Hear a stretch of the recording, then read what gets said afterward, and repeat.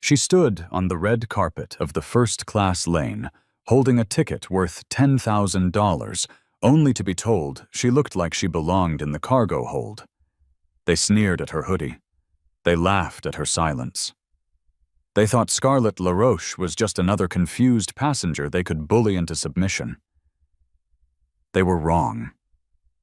They didn't realize that the woman they were blocking from seat 1A didn't just buy a ticket, she had just bought the entire airline.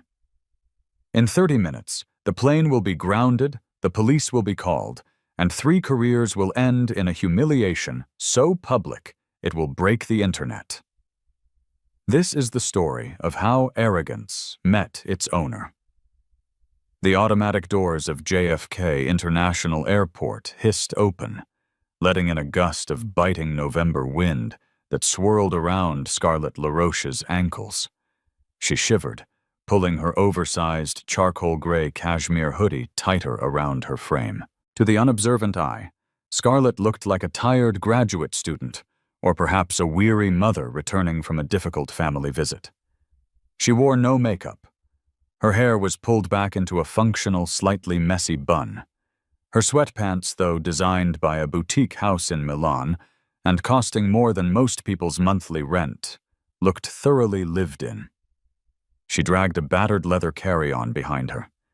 It was a vintage piece, scuffed, and worn a relic from the days before she became the majority shareholder of Helios Logistics, the largest supply chain conglomerate in the Western Hemisphere. Scarlett was exhausted. It had been a 70-hour week of mergers and acquisitions in New York. She had just finalized the acquisition of Stratton Air, a struggling luxury carrier that had been bleeding money due to mismanagement and a toxic corporate culture. The ink on the digital contracts was barely dry. The public announcement wouldn't go out until Monday morning. For now, on this Friday evening, she was just a passenger on Flight 492 to London. She wasn't flying private today because her Gulfstream was grounded for maintenance in Teterboro, and frankly, she wanted to see her new investment up close. She wanted to see how Stratton Air treated its customers when they thought no one important was watching. She approached the check-in counters. The economy lines were a serpentine nightmare of frustrated families and crying toddlers. To the right, the first-class promenade was a sanctuary of silence, cordoned off by velvet ropes and manned by staff in pristine navy blue uniforms with gold piping. Scarlett walked toward the velvet rope. She didn't rush. She moved with the slow, deliberate pace of someone who owns her own time. Standing at the podium, guarding the entrance to the priority lane like a Cerberus in polyester, was an agent named Beatrice. Beatrice Gallant. Her name tag gleamed under the harsh halogen lights, sitting slightly askew on a blouse that was buttoned tight to her neck. Beatrice had the kind of face that had settled permanently into an expression of mild distaste, as if she smelled something rotting nearby. Scarlett stepped up to the opening in the rope. "Excuse me," Scarlett said softly. Her voice was raspy from days of negotiation. Beatrice didn't look up. She was tapping a manicured fingernail against the counter, staring at a screen that Scarlett could see was merely displaying a screensaver of the airline's logo. "Excuse me," Scarlett repeated slightly louder. Beatrice slowly lifted her head. Her eyes scanned Scarlett from the messy bun down to the scuffed leather bag and finally to the sneakers. The judgment was instant and visceral. It was a look Scarlett had seen 1,000 times before in boardrooms, in high-end boutiques, and in country clubs.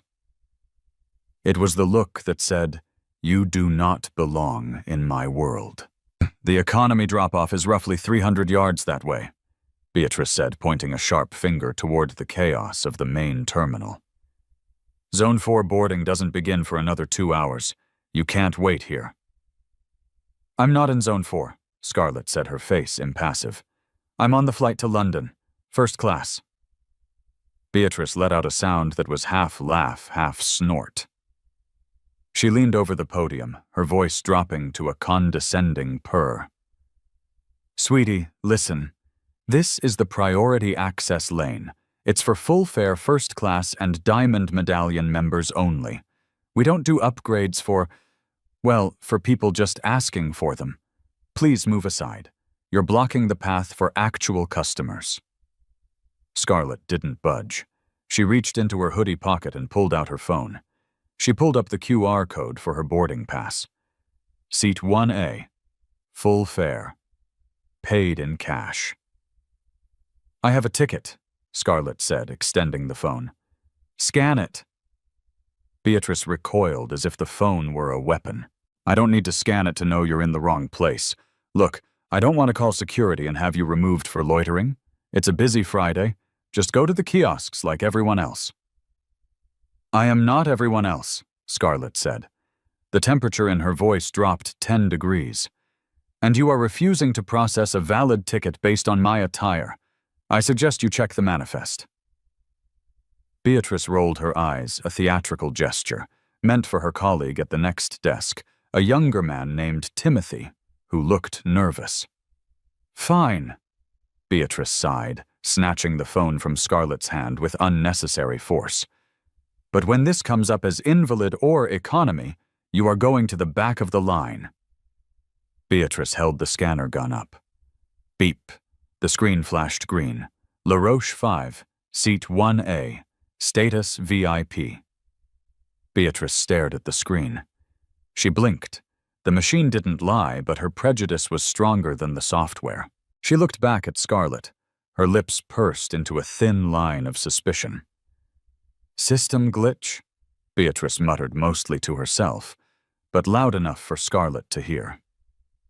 Happens with these third-party booking apps. They oversell seats.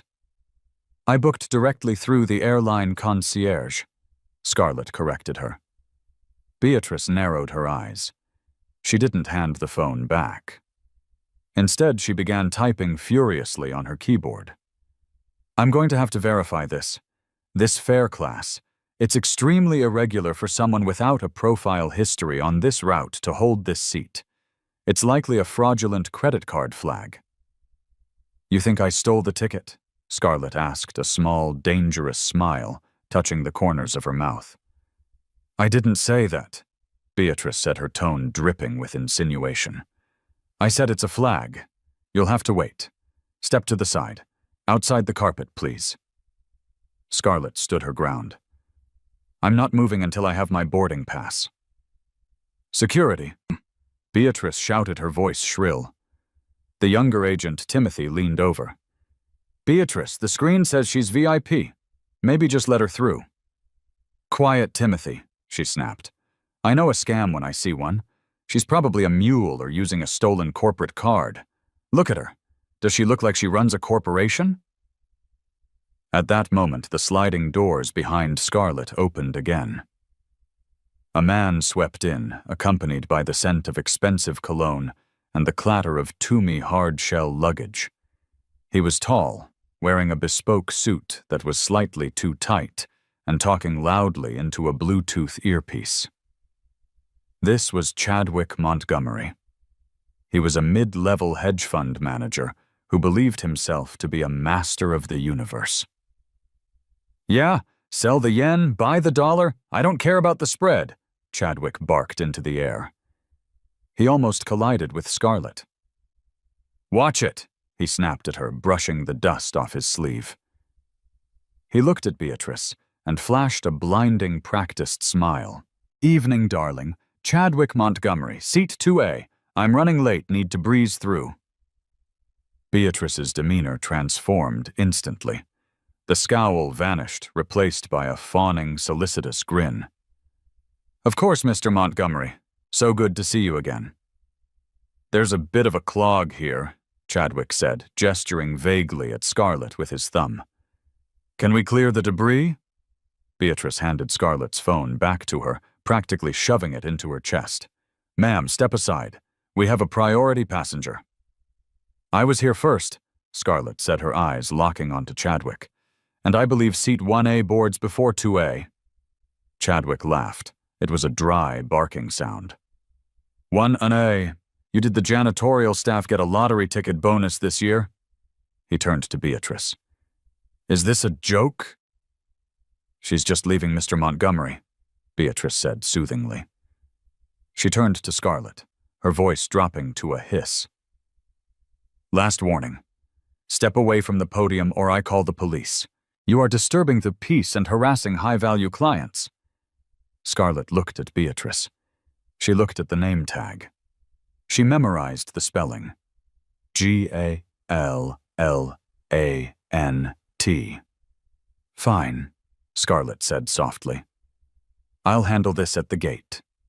She took her phone and stepped off the red carpet.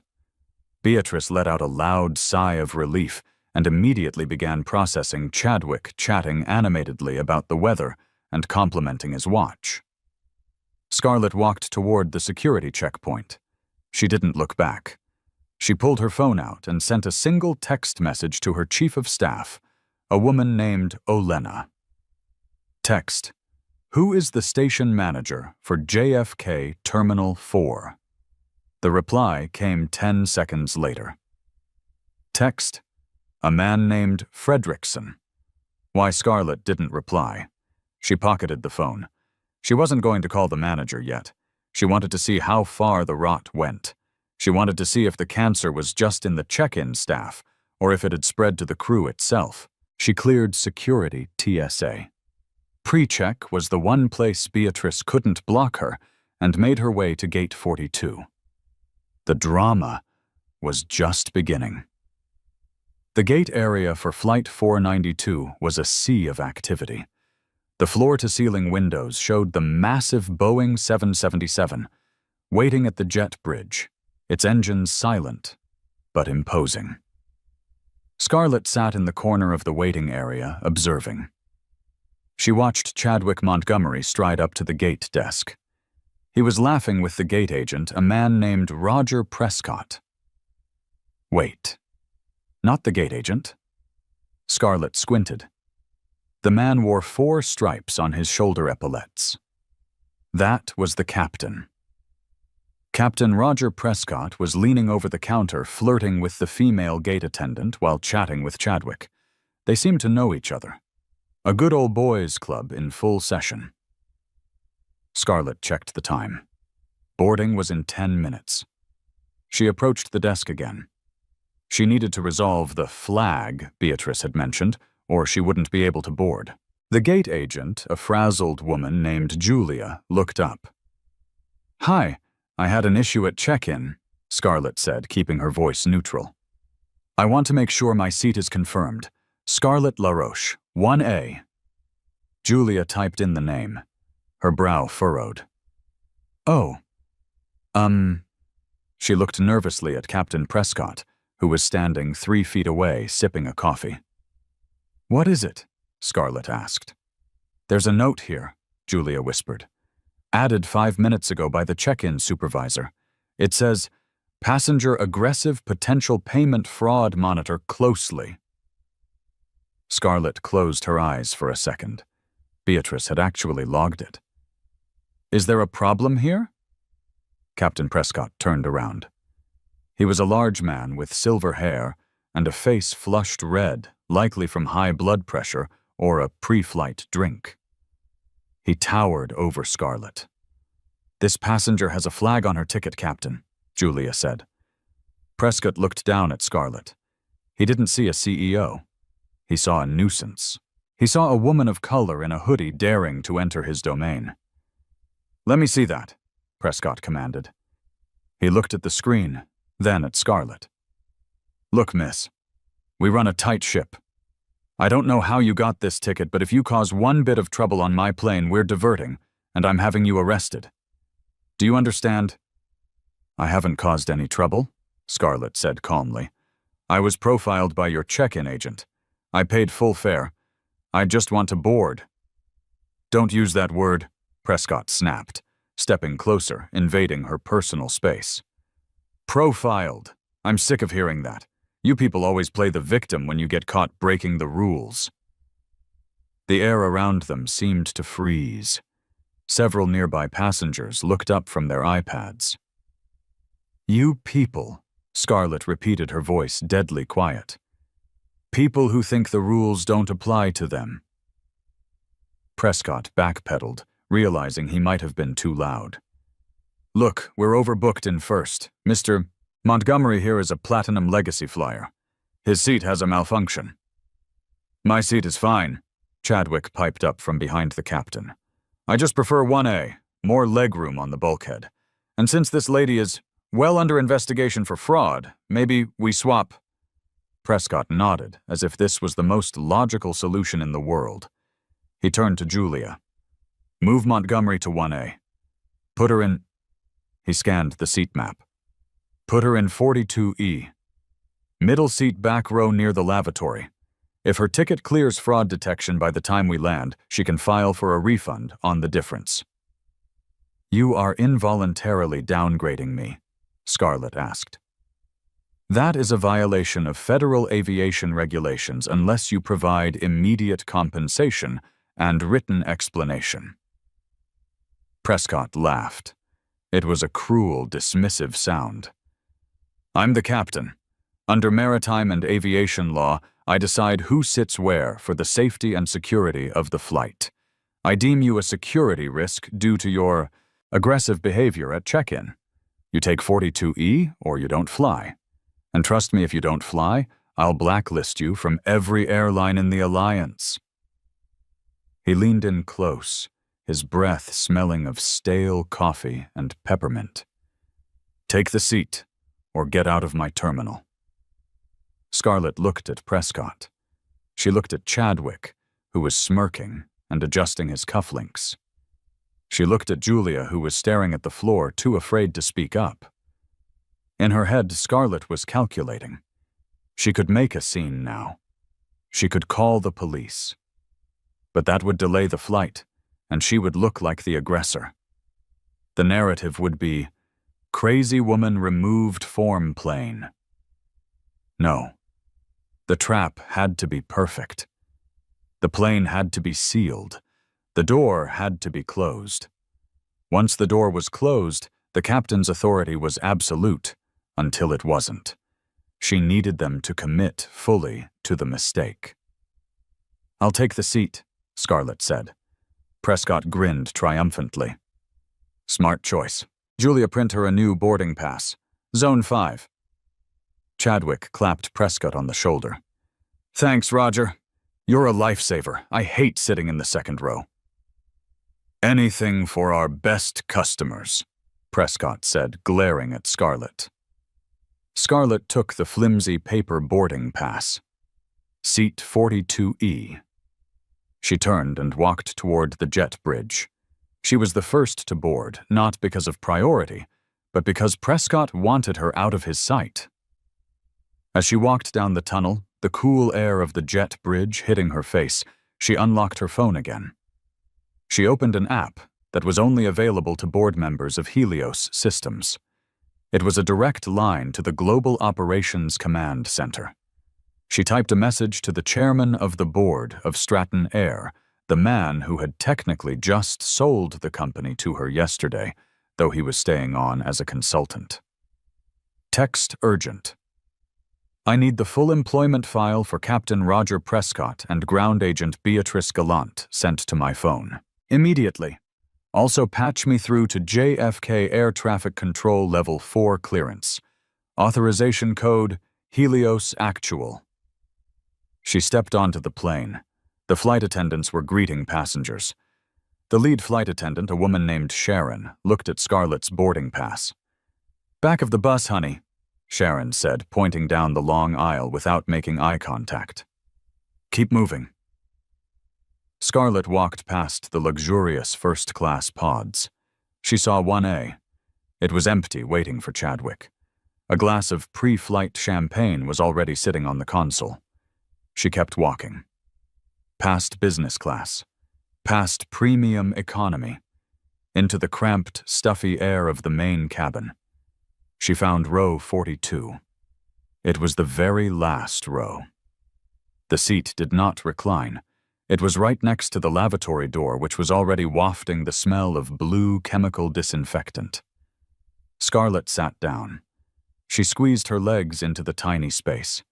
She placed her expensive bag under the seat in front of her. She closed her eyes and waited. She gave it 20 minutes. She waited until the plane was fully boarded.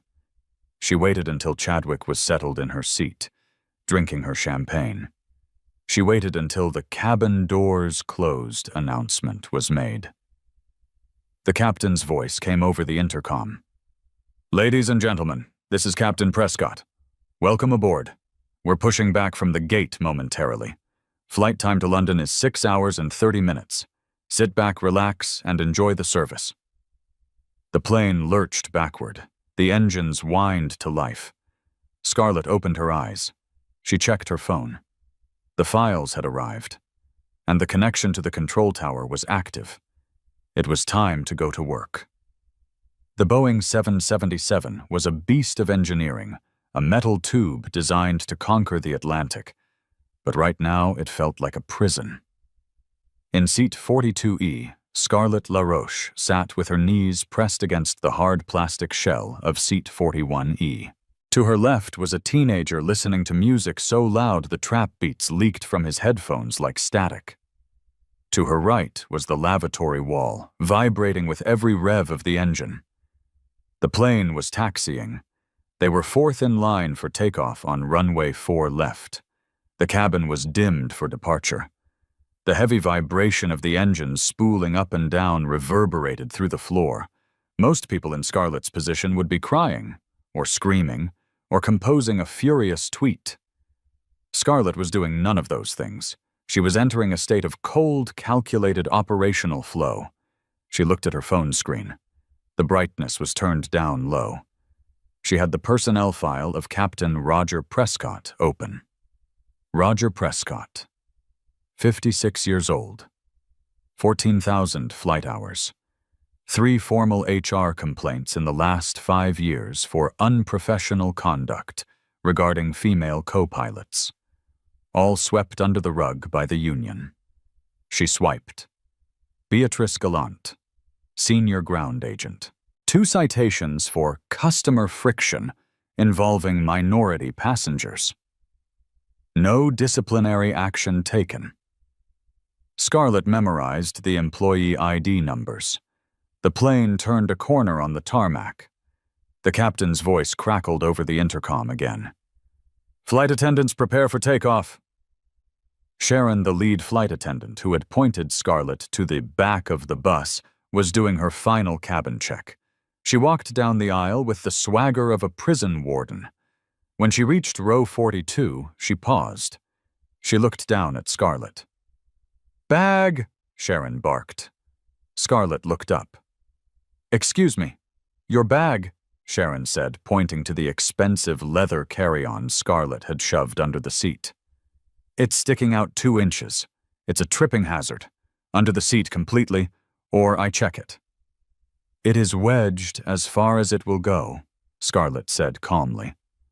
"The life vest box under this seat is broken and obstructing the space." Sharon rolled her eyes. She reached down, grabbed Scarlett's bag, a vintage Hermes that was worth more than Sharon's car, and shoved it violently with her foot. The leather scuffed audibly against the metal track of the seat.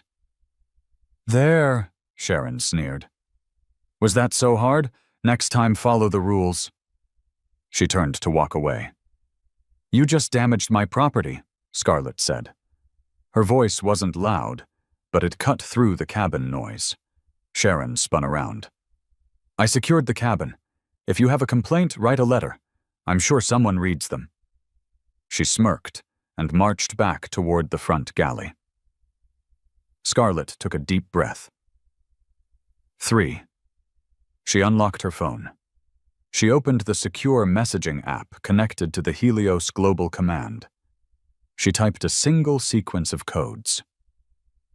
To JFK Tower, Helios Ops from V. LaRoche, owner, CEO, code red 7, asset compromised. Instruction immediate ground stop. Flight 492. Do not clear for takeoff. Revoke Captain Prescott's clearance. She hit send. 2 miles away, in the JFK control tower, a supervisor named Marcus monitored the radar.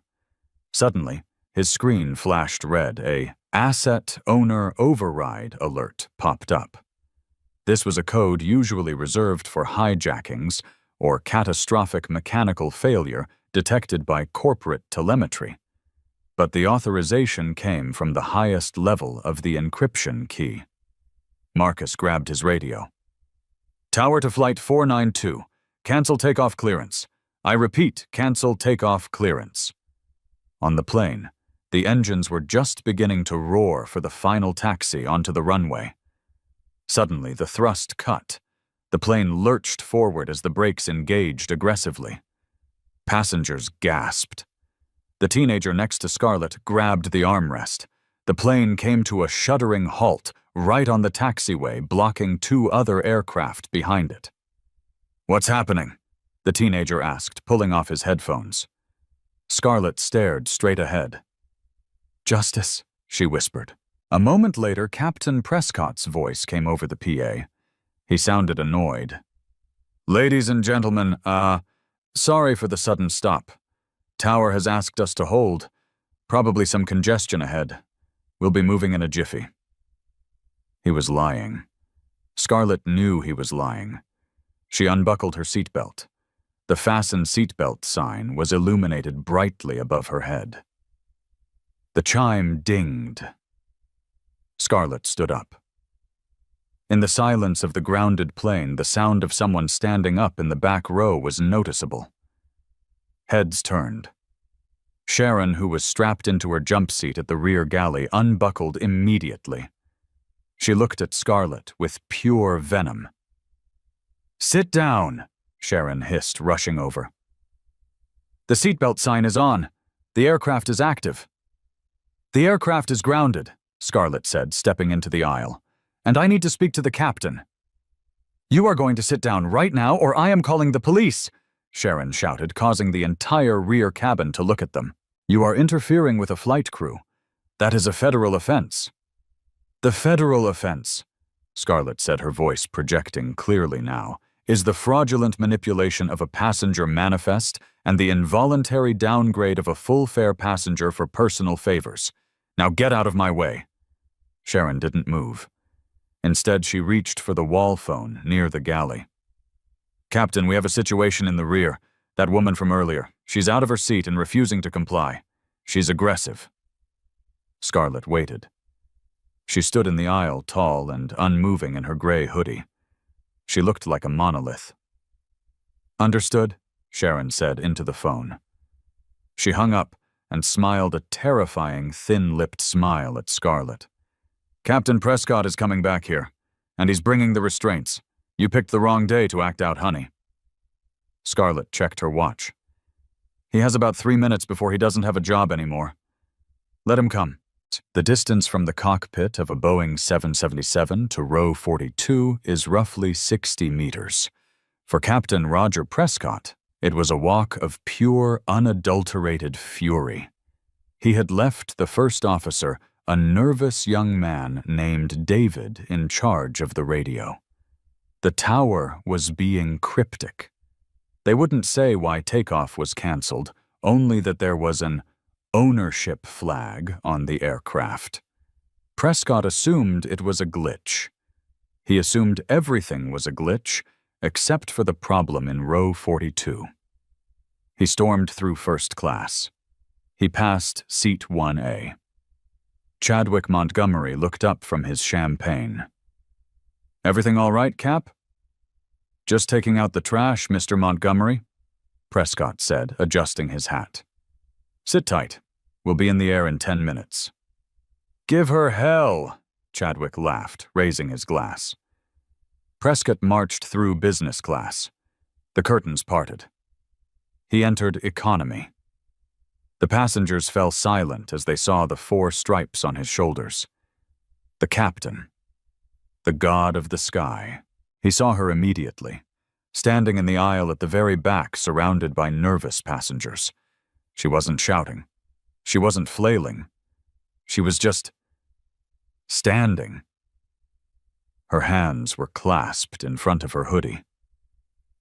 Prescott pushed past a beverage cart. He arrived at row 42, his face red and pulsing with adrenaline. "You," Prescott barked, pointing a thick finger at Scarlett's face. "I gave you a chance. I gave you a seat. And now you're delaying my flight." "It's not your flight," Scarlett said. "Sit down," Prescott roared. "Sit down now, or I will have you physically restrained and arrested for air piracy. You are endangering the safety of this aircraft." "The aircraft is stationary, Captain," Scarlett said, "and the only danger here is your incompetence." The cabin gasped. No one spoke to a captain like that. Prescott reached to his belt. He pulled out a pair of heavy-duty plastic flex cuffs. "That's it. Turn around.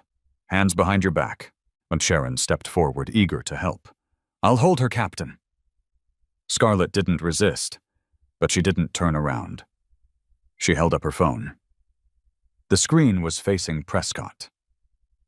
"Before you touch me," Scarlett said, "you might want to answer that." "Answer what?" Suddenly, the intercom system of the plane dinged, not the usual chime, but a specific repetitive alarm tone. Ping, ping, ping. It was the cockpit calling the cabin, but it was set to the all-call priority override. Sharon looked confused. She picked up the handset on the wall. "Cockpit, put me on speaker." The first officer's voice sounded panicked. "Sharon, put me on speaker now!" Sharon fumbled and hit the button. The first officer's voice filled the rear galley. "Captain, Captain, are you there?" "I'm here, David," Prescott yelled at the phone on the wall. "I'm dealing with the passenger." "What is it?" "Sir, I have the tower on the emergency frequency. And, sir, we have a patch through from headquarters." "It's the chairman." Prescott froze. The plastic cuffs dangled from his hand. "The chairman, Chairman Miller." "No, sir," the first officer stammered. "Chairman Miller resigned yesterday. The call is coming from the new ownership group. They say you have unauthorized personnel in the command seat." "What?" Prescott looked around confused. "I'm the captain who is unauthorized." "You are, sir," the first officer said, his voice trembling. "They just revoked your flight status. Effective immediately. The transponder code just changed to unauthorized operator." The silence in row 42 was heavy, thick, and suffocating. Scarlett took a step forward. Prescott took an involuntary step back. "Captain Prescott," Scarlett said. Her voice was no longer raspy. It was steel. "My name is Scarlett LaRoche, founder and CEO of Helios Logistics." Prescott blinked. The name meant nothing to him. He lived in a bubble of seniority lists and golf games. "I don't care who you are," Prescott sneered, though his voice wavered. "You're disrupting Helios Logistics," Scarlett interrupted, "which as of 5:00 p.m. yesterday acquired a 51% controlling stake in Stratton Air. I own this plane. I own the fuel in the wings. I own the seat you gave to Mr. Montgomery. And I own the contract you signed 20 years ago." She tapped her phone screen. "I just fired you," she said. Prescott laughed. It was a nervous, jerky sound. "You can't fire me. I'm union. I'm the captain. You're just some crazy woman in a hoodie." "David," Scarlett shouted at the wall phone, addressing the first officer in the cockpit. "This is Scarlett LaRoche. Authorization code Alpha Zulu 99. Do you copy?" There was a pause. Then the first officer's voice came back, sounding like he was standing at attention. "I copy, Ms. LaRoche. The code verifies. The system shows you as owner." "David," Scarlett continued, her eyes locked on Prescott's terrified face. "Please inform Captain Prescott that his security credentials have been deactivated. If he attempts to enter the cockpit, it will be treated as a hostile breach." "Copy that, ma'am. Cockpit door is locked. Security lockout engaged." Scarlett looked at Prescott. The blood had drained from his face, leaving him a sallow, pasty white. He looked at the plastic cuffs in his hand. He looked at Sharon, who had backed away into the galley, her mouth slightly open. You bought the airline, Prescott whispered. I bought it to fix the culture, Scarlett said. I didn't realize I'd have to start taking out the garbage on day one. She pointed to the front of the plane. Get off my plane, Roger. I can't just get off, Prescott stammered. We're on the taxiway. I know, Scarlett said. I ordered the stairs. They're arriving now. She looked out the small porthole window in the emergency door. A mobile staircase truck was approaching the aircraft, its yellow lights flashing against the twilight sky. Behind it were 2 Port Authority police cruisers. The police? Sharon squeaked. You called the police on him. Oh no, Scarlett corrected her. The police are here for Mr. Montgomery. Fraud is a serious crime, and using a falsified status to procure a seat upgrade is technically wire fraud. She looked at Sharon. But for you two, no police, just unemployment, which in this economy is a punishment all on its own. There was a heavy thud as the stairs connected to the rear door of the aircraft. Scarlett looked at Sharon. Open the door. I can't, Sharon said. It's armed. Disarm it and open it, Scarlett commanded. Or you can explain to the board why you held the owner of the company hostage. Sharon's hands shook as she moved the lever to disarm. She grabbed the handle. She rotated it. The heavy door swung outward, revealing the cold night air and the flashing lights of the police cars below. The wind rushed into the cabin, smelling of jet fuel and rain. After you, Scarlett said to Prescott. This is insane, Prescott muttered, trying to regain a shred of dignity. I'm filing a grievance.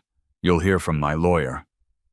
Roger, Scarlett said, leaning in close, her voice a whisper that only he could hear. I have your HR file. I know about the settlement in 2019. I know about the drinking.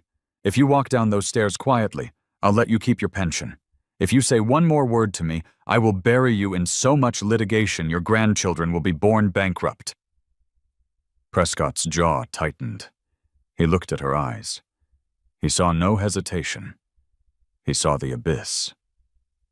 He dropped the plastic cuffs on the floor. Without a word, the captain of the flight turned and walked out of the rear door down the metal stairs into the waiting darkness of the tarmac. The passengers in the back rows were stunned. Some were filming with their phones. The teenager next to Scarlett's empty seat shouted, "Damn!" Scarlett turned to Sharon. Sharon was pressing herself against the galley carts, trying to become invisible. I haven't decided what to do with you yet, Scarlett said. Go to the front. Tell the first officer he is now the acting captain. Tell him to return to the gate. We have one more passenger to offload. Yes, ma'am, Sharon whispered, and practically ran up the aisle. Scarlett picked up her scuffed leather bag. She slung it over her shoulder. She began the long walk to the front of the plane. She wasn't going back to seat 42E. She was going to seat 1A. And she was going to have a very interesting conversation with Chadwick Montgomery. The Boeing 777 taxied back toward the terminal, but the mood inside had shifted from annoyance to bewildered tension. The passengers in economy, having witnessed the captain's unprecedented ejection, were buzzing with rumors. Was he drunk? Was she a federal marshal? Was it a hijacking? Scarlett LaRoche walked up the aisle. She moved against the grain of the confusion, a solitary figure in gray. The flight attendants she passed, Sharon's colleagues, pressed themselves against the cabin walls, averting their eyes. They had seen Sharon's pale face. They knew the hierarchy had been violently inverted. Scarlett reached the curtain separating business from first class. She pushed it aside. The first-class cabin was a world away from the chaos in the back. The noise-canceling technology and the sheer insulation of wealth meant that most passengers here had no idea the captain had just been fired. They only knew the plane was returning to the gate. In seat 1A, Chadwick Montgomery was irritated. He was tapping furiously on his phone, likely texting a broker or a mistress complaining about the delay. He had finished the glass of champagne meant for Scarlett and had ordered a refill. He sensed movement and looked up, expecting the flight attendant with his drink. Instead, he saw the woman in the hoodie. Chadwick's lip curled. "You again, look. I thought the captain sent you to the back. Did you get lost looking for the toilet? It's back there with the rest of the cattle." Scarlett didn't speak immediately. She stood at the edge of his pod looking down at him. She looked at the polished walnut veneer of the console, the lie-flat leather seat, the hot towel steaming on the tray. It was a seat designed for kings currently occupied by a jester. "Get up," Scarlett said. Chadwick laughed a loud, incredulous bark that made the woman in seat 1K look over. "Excuse me, I think you're confused, sweetheart. The captain put you in 42E. Go back to your seat before I have you thrown off. I'm actually starting to feel sorry for you. Mental illness is a tragedy." "The captain is gone, Chadwick," Scarlett said, her voice calm and terrifyingly level. "He was relieved of duty for incompetence. And now we are addressing the second error on the manifest." "I am not an error," Chadwick snapped, sitting up straighter. "I am a Platinum Legacy member. I run a hedge fund. I am worth more than everyone on this plane combined." "No," Scarlett said. "You aren't." She pulled her phone out. During the taxi back to the gate, her team at Helios had run a deep dive on Chadwick Montgomery. It hadn't taken long. The man was a facade made of debt and leased luxury. Chadwick Montgomery. Scarlett read from the screen. Real name Chad Miller. You don't run a hedge fund. You run a wealth management blog that sells PDF courses on cryptocurrency. You are currently carrying $42,000 in credit card debt distributed across 11 cards. And this ticket, she looked him in the eye.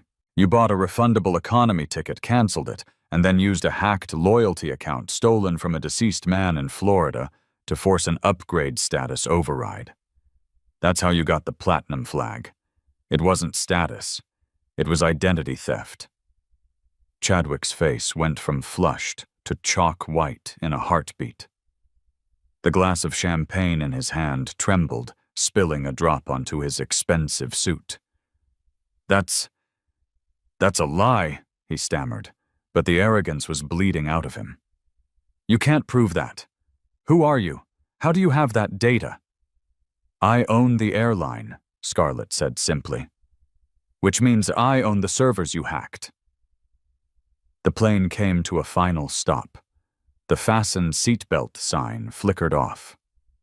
"This is harassment," Chadwick said, standing up, trying to use his height to intimidate her. "I'm leaving. I'm walking off this plane and I'm suing you." "You are leaving," Scarlett agreed, "but not to your car." The forward cabin door opened. The jet bridge bell chimed. 2 officers from the Port Authority Police Department stepped onto the plane. They were large men, serious and unsmiling. They weren't looking for a terrorist. They had a warrant. "Chadwick Miller," the first officer asked, scanning the cabin. Scarlett stepped aside and gestured to seat 1A. "This is him." Chadwick looked at the police, then at Scarlett. He panicked. "She's crazy. She's the one causing trouble. She threatened the captain." "Sir, we have a federal warrant for your arrest regarding credit card fraud and wire fraud," the officer said, pulling out a pair of metal handcuffs. "Turn around and place your hands behind your back." "You can't do this," Chadwick screamed as the officer grabbed his wrist. "I'm a platinum member. I know people." "You know a dead guy in Florida whose miles you stole?" The officer deadpanned, clicking the cuffs shut. The struggle was brief and pathetic. Chadwick tried to pull away, knocking his champagne glass onto the floor. It shattered, soaking the carpet in expensive vintage brute. As they dragged him into the aisle, Chadwick looked back at Scarlett. His eyes were wide with fear. "Who are you? Seriously, who are you?" Scarlett picked up the hot towel from his console. She wiped her hands as if cleaning off the proximity to him. "I'm the woman you told to stand outside the red carpet," she said. She watched as the police hauled him toward the door. He was shouting about lawyers, about mistakes, about how important he was. But as he crossed the threshold of the aircraft, his voice cracked. Scarlett looked at the empty seat 1A. It was a mess. Broken glass spilled alcohol. She turned to Sharon, who had crept into the first-class galley, watching in horror. "Clean this seat," Scarlett ordered. "Sanitize it, then leave the plane. You're relieved of duty." "Yes, Ms. LaRoche," Sharon whispered. Scarlett didn't sit in 1A. She didn't want it anymore. She walked to the door. There was one more person who needed to learn a lesson. Inside the terminal at Gate 42, Beatrice Gallant was feeling smug. She stood at the podium chatting with Timothy. The flight had pushed back on time mostly, and she had successfully kept the riffraff out of first class. In her mind, she had done her job perfectly. She had protected the brand. Then she saw the plane coming back. "Why is it returning?" Timothy asked, looking at the screen. "Mechanical, probably." Beatrice sighed, adjusting her scarf. "Or maybe that woman caused a scene. I told you she was trouble. They're probably bringing her back to arrest her. Good. I hope they ban her for life." She smoothed her uniform. "Watch this, Timothy. This is how you handle a disruptive passenger. You stand firm. You don't let them intimidate you." The jet bridge door opened. Beatrice put on her sternest headmistress face. She expected to see the woman in the gray hoodie being dragged out by security. She prepared her speech about zero-tolerance policies. Instead, two large police officers emerged, dragging a man in a suit. Beatrice blinked. It was Mr. Montgomery. "Get your hands off me!" Chadwick was yelling, his face red and sweaty. "This is a mistake. Do you know who I am?" Beatrice froze. "Mr. Montgomery." The police ignored her. They marched Chadwick past the podium, his Toomey luggage trailing behind in the hand of a third officer. The passengers in the waiting area gasped, pulling out their phones to film the wealthy businessman doing the perp walk. Beatrice stood there, her mouth slightly open. Her brain couldn't process the image. Mr. Montgomery was the ideal passenger. He was the good kind. Then the door opened again. Scarlett LaRoche stepped out. She walked calmly, her sneakers making no sound on the carpet. She still wore the hoodie. She still carried the battered leather bag. But something about her posture had changed. She didn't look tired anymore. She looked like a blade unsheathed. She walked straight up to the podium. Beatrice rallied. She didn't understand what was happening, but she knew she didn't like this woman. "So," Beatrice sneered, trying to regain control, "they kicked you off too. I knew it. You probably started a fight with Mr. Montgomery.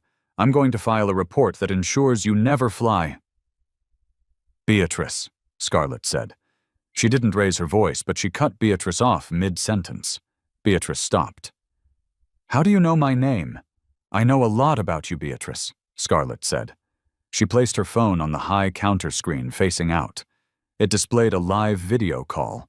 On the screen were 4 people in a boardroom. Beatrice recognized one of them. It was the Vice President of Customer Experience for the entire airline. "Ms. LaRoche," the Vice President said from the phone speakers. "We are listening." Beatrice's stomach dropped. "Ms. LaRoche." "Beatrice," Scarlett said, leaning her elbows on the podium. "At 4:15 p.m., you refused to scan a valid first-class ticket because you didn't like my hoodie. At 4:20 p.m., you actively assisted a fraudster in stealing that seat because he complimented you. And at 4:25 p.m., You logged a false security flag on my profile calling me aggressive to cover your tracks. I was following protocol, Beatrice stammered. She looked at Timothy for help, but Timothy had wisely taken 3 steps back. No, Scarlett said. Protocol is to treat every passenger with dignity. You profiled me. You judged me based on appearance, and you let your bias dictate your operations. You represent the worst of this company's culture. Scarlett pointed to the phone screen. Do you know who that is? Scarlett asked. That's Mr. Henderson. The VP, Beatrice whispered. Mr. Henderson works for me now, Scarlett said, because as of yesterday, I am the majority shareholder of this airline. Beatrice felt the blood drain from her legs. She grabbed the counter to steady herself. The woman in the hoodie, the woman she had mocked, owned the airline. Ms. Gallant. Mr. Henderson's voice boomed from the phone. Surrender your badge and access card immediately. You are terminated for cause effective this second. Security is on the way to escort you from the secure area. Beatrice looked at Scarlett, her eyes filled with tears. Please, I have a mortgage. I didn't know it was you. That is exactly the point, Scarlett said softly. If I had been wearing a suit, you would have treated me like a queen. But because I looked like a normal person, you treated me like dirt. You shouldn't treat anyone like dirt, Beatrice, not the CEO and not the janitor. Scarlett reached out and tapped the counter. Give me the badge. Beatrice, trembling, unclipped her ID badge. Her hands were shaking so hard she dropped it. It clattered onto the desk. Timothy, Scarlett said, looking at the young man. Yes, ma'am. Timothy stood at attention, looking terrified. You tried to speak up earlier, Scarlett said. I heard you. You told her to scan the ticket. You tried to do the right thing. I tried, ma'am. You are now the lead gate agent for this terminal, Scarlett said. Take the badge, log her out, and get the boarding process restarted. We have a flight to catch. Timothy's eyes went wide. Yes, ma'am. Right away. Scarlett picked up her phone. She looked at Beatrice one last time. Go home, Beatrice, and maybe in your next job try looking people in the eye instead of looking at their clothes. Beatrice covered her face with her hands and sobbed. 2 security guards appeared, looking awkward. Ms. Gallant, you need to come with us. As Beatrice was led away, weeping in front of the line of passengers she had terrorized for years, the terminal fell silent. Scarlett turned back to the jet bridge. She had a plane to reorganize. She had a crew to replace. And she still had to get to London. But first, she had to address the passengers. The atmosphere at Gate 42 had shifted from frustration to a sort of electric reverence. The passengers who had been grumbling about delays just an hour ago were now watching the jet bridge door with wide eyes. They had watched the police drag away the VIP fraudster. They had watched the terrifying gate agent be escorted out in tears. And they knew who was responsible. Scarlett LaRoche stood at the podium next to Timothy. She looked tired, but her eyes were bright. Timothy, she said, her voice soft. How long until the reserve crew gets here? They just landed at the adjacent gate, Ms. LaRoche, Timothy said, typing furiously, but with a newfound confidence. Captain Bennett and his team. They're some of the best. They were deadheading to London anyway, so they're ready to take over.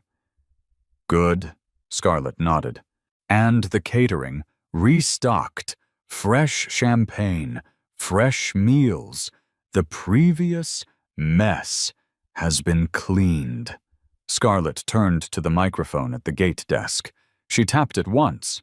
The terminal quieted down instantly. Ladies and gentlemen, Scarlett said.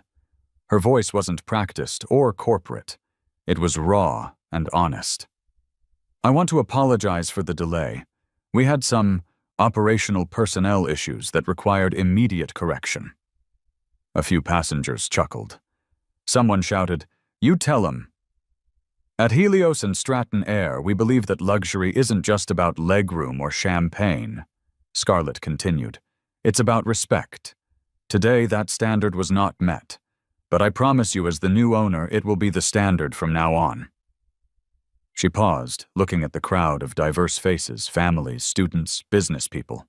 As an apology for your patience while I took out the trash, Scarlett smiled. I have instructed the gate team to issue a voucher for a free round-trip ticket to anywhere we fly, valid for 1 year, to every single passenger on Flight 492 today. The terminal erupted. Cheers, applause, and whistles filled the air. It wasn't just a polite clap. It was a roar of approval. Now, Scarlett said, stepping back, let's go to London. Boarding was different this time. There was no sneering, no judgment. The new flight crew, led by a senior purser named Robert, greeted every passenger with genuine warmth. They knew who was on board, yes, but they also knew that the culture had changed in the blink of an eye. Scarlett walked down the jet bridge last. She didn't want to be first. She wanted to make sure everyone else was settled. When she entered the aircraft, she stopped at row 1. The seat 1A was pristine.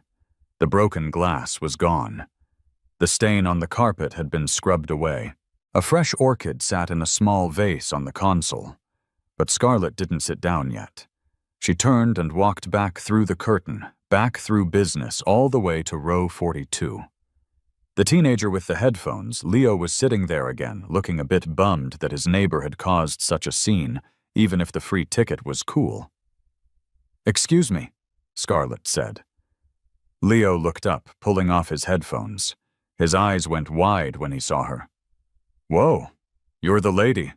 The boss lady." "I am," Scarlett said. "And I believe you were sitting next to the lavatory because the flight was full." "Yeah," Leo shrugged.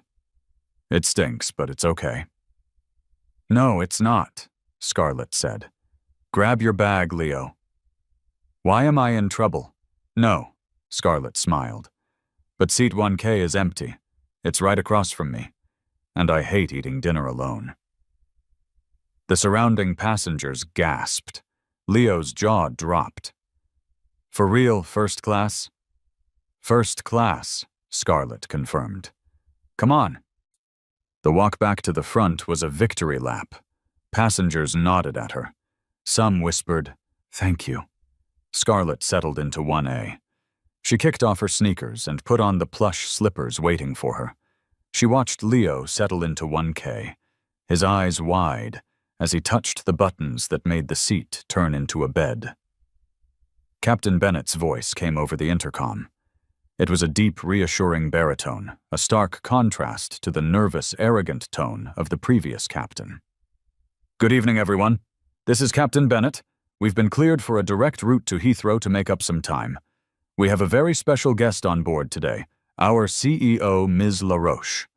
On behalf of the entire crew, welcome aboard the new Stratton Air. Flight attendants prepare for departure."